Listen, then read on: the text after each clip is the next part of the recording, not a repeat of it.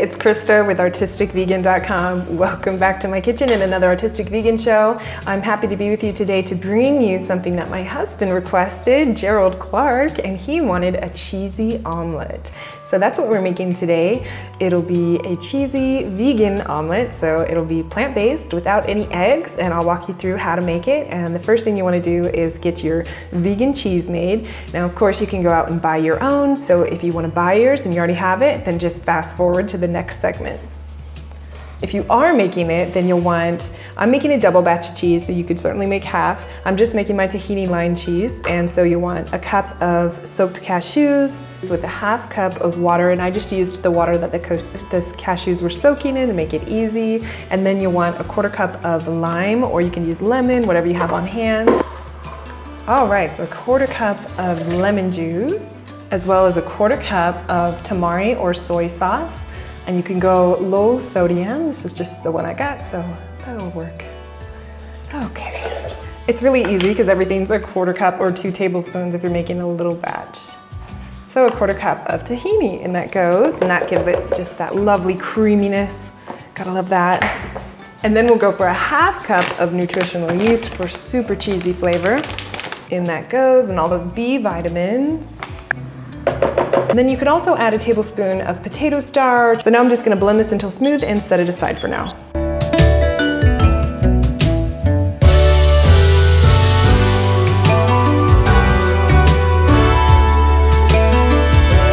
So once you have your luxurious cheesy spread, you can set that aside, or you can even leave it in the blender and then pour it on top, whatever you want.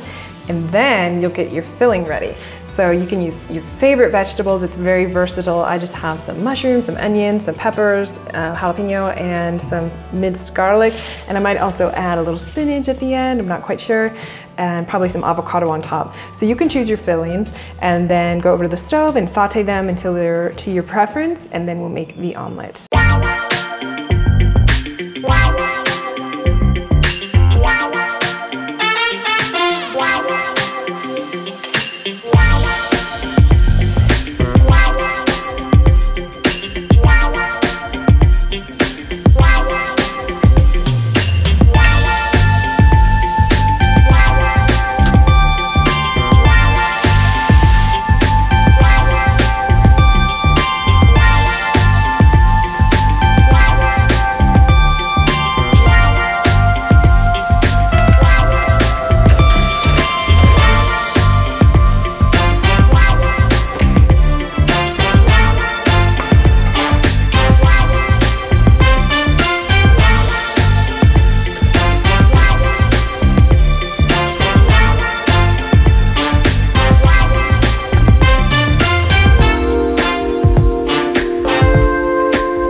So once you saute the filling, you can just set it aside, put a lid on it, and then it's ready to go inside. So then you can make the final step. You can make the omelet. You'll take 1 block of, I have silk and firm tofu, non-GMO, your favorite flour. So I'm gonna make it gluten-free. You could use the chickpea flour for more protein. My husband's not really a huge fan, so I'm gonna go with a tablespoon of amaranth powder. Or actually, since we're doubling it, it'll be 2. And then 4 tablespoons of rice flour. Originally I used brown rice, but I have white rice, so that's what I'm gonna use today. Then you'll want a quarter cup or 4 tablespoons of your favorite starch, so I'm using potato starch today. And then a quarter cup or 4 tablespoons of your favorite nutritional yeast. Then salt and pepper to taste. I'm going with a ½ teaspoon of pepper.